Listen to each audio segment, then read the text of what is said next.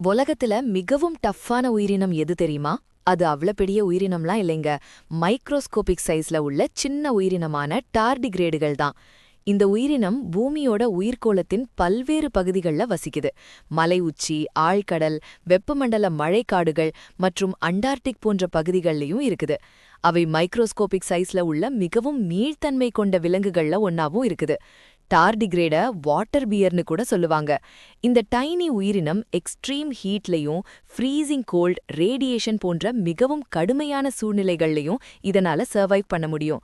Scientist எக்ஸ்பெரிமெண்ட்ஸ்ல கூட இத ஸ்பேஸுக்கு அனுப்பி பார்த்திருக்காங்க. அங்கேயும் இத சர்வைவ் பண்ணிருக்காங்க.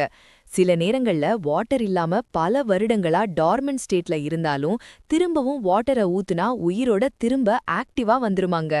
அதனாலதான் சயின்டிஸ்ட் பல பேர் இந்த டைனி கிரீச்சரை உலகின் மிகவும் பவர்ஃபுல்லான சர்வைவர் உயிரினம்னு சொல்றாங்க.